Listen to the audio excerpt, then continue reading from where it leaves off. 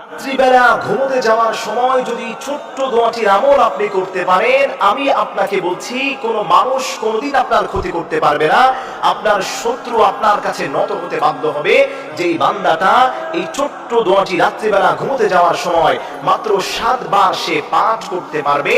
আল্লাহ রব্বুল ইজ্জাত ওয়াল জালাল তার কুদরতি এই আমলের ওসিলায় আপনাকে যে ক্ষতি করতে চায়, যে আপনাকে শেষ করতে চায়, আল্লাহ তার ক্ষতি থেকে শত্রুতা থেকে আল্লাহ আপনাকে বাঁচায় দিবেন। সুবহানাল্লাহ। পরে বুখারী শরীফের মধ্যে এই ছোট্ট দোয়াটির কথা এসেছে।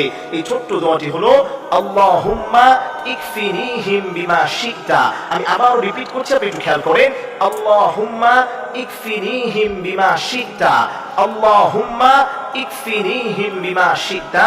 এই ছোট্ট দোয়াটার চমৎকার অর্থ হলো, হে আল্লাহ, যে আমার ক্ষতি করতে চায় তার ক্ষতি থেকে বাঁচার জন্য আমার কোনো সামর্থ্য নেই, আল্লাহ তার ক্ষতির জন্য তুমি যথেষ্ট হয়ে যাও, তুমি আমার পক্ষ থেকে তাকে তুমি জবাব দিয়ে দাও। সুবহানাল্লাহ। পড়ে আপনার দৃশ্যমান অদৃশ্যমান কত শত্রু ফ্যামিলির মধ্যে, বাইরে ব্যবসায়িক বিজনেসম্যান আপনার সঙ্গে শত্রুতা করে আপনার ক্ষতি করতে চায়, অদৃশ্য দৃশ্যমান ভাবে আপনার ক্ষতিগুলো করতে চায়। আমি আপনাকে বলবো, রাত্রিবেলা ঘুমোতে যাওয়ার সময় সুন্দর করে পাক পবিত্র অবস্থায় 7 বার আপনি ছোট্ট দোয়াটি পাঠ করবেন।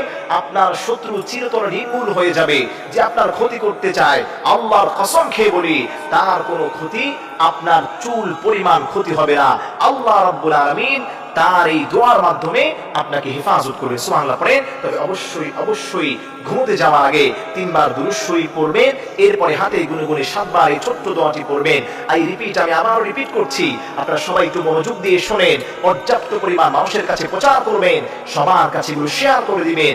একজন ভাই আমল করবে, আপনার আমল নামায় সমপরিমাণ সওয়াব আল্লাহ তাআলা দান করবেন। ছোট্ট দোয়াটি হলো, বিপদে শত্রুতা থেকে বাঁচতে, অমঙ্গলকারীর অমঙ্গল থেকে বাঁচতে আপনি পড়বেন আল্লাহুম্মা ইকফিনিহিম বিমা শিতা, আল্লাহুম্মা ইকফিনিহিম বিমা শিতা।